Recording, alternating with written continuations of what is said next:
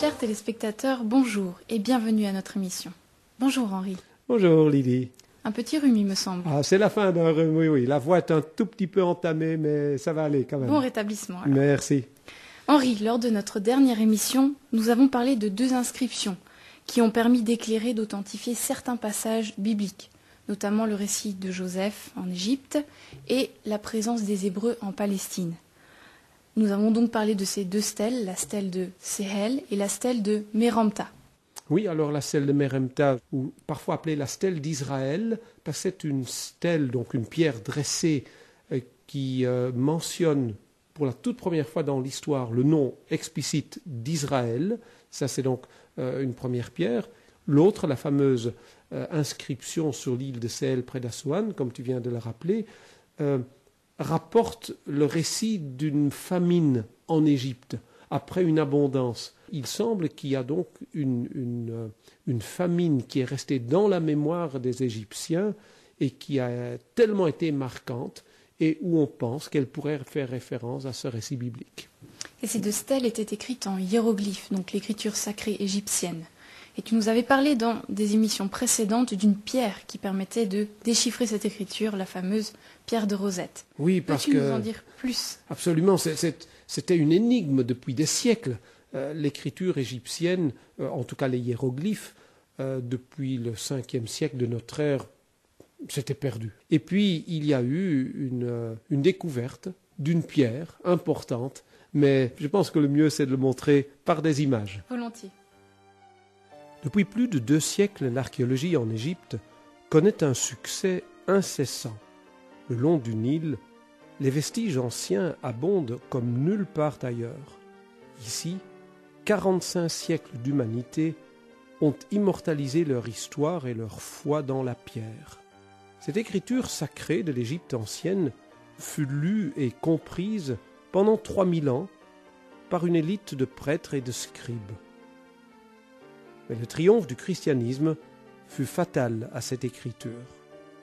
Le secret en fut perdu vers le 5e siècle, et les pierres ne parlèrent plus qu'à l'imagination. Bien des siècles plus tard, lors de la fameuse campagne de Napoléon en Égypte, un officier découvre au hasard d'une tranchée une pierre gravée. L'endroit près d'Alexandrie s'appelait Rosette, d'où plus tard le nom de la pierre de Rosette. C'est cette pierre de basalte noir qui portait un texte en 3 écritures différentes.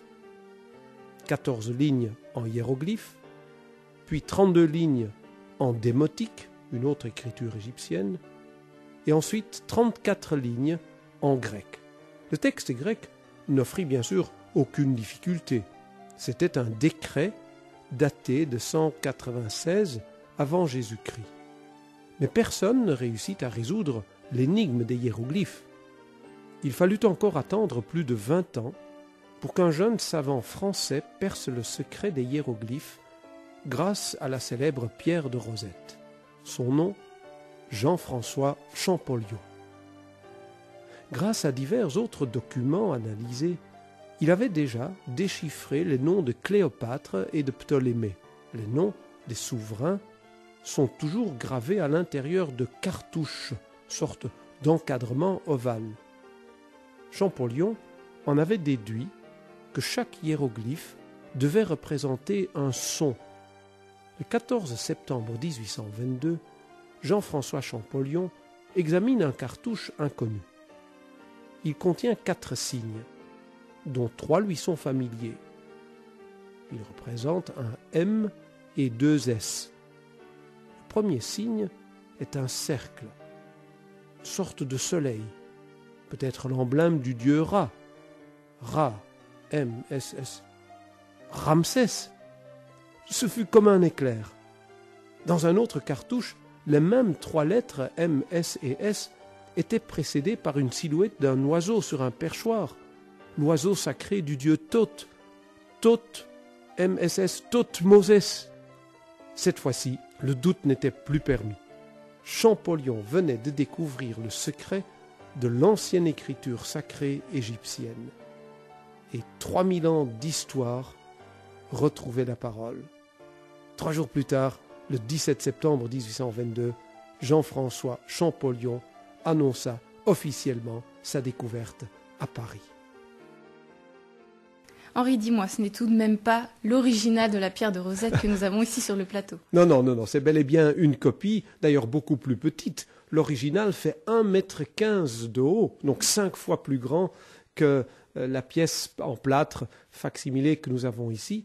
Et peut-être la caméra peut nous montrer cette partie en hiéroglyphe avec ici les fameux cartouches de Ptolémée et de Cléopâtre, puis le texte en démotique qui est donc déjà une langue postérieure égyptienne, et puis le grec que l'on connaissait, où l'on a aisément pu déchiffrer, on connaissait déjà les noms de Ptolémée et de Cléopâtre. C'est donc cette fameuse pierre de Rosette et nous sommes fiers d'avoir au moins une belle copie ici sur le plateau. La dernière fois, tu nous avais également parlé d'une troisième découverte intéressante qui pouvait éclairer le récit de l'Exode. Oui, troisième grande découverte, elle a affaire avec une période exceptionnelle dans l'histoire de l'Égypte. Alors là aussi, en images. Nous sommes en 1887.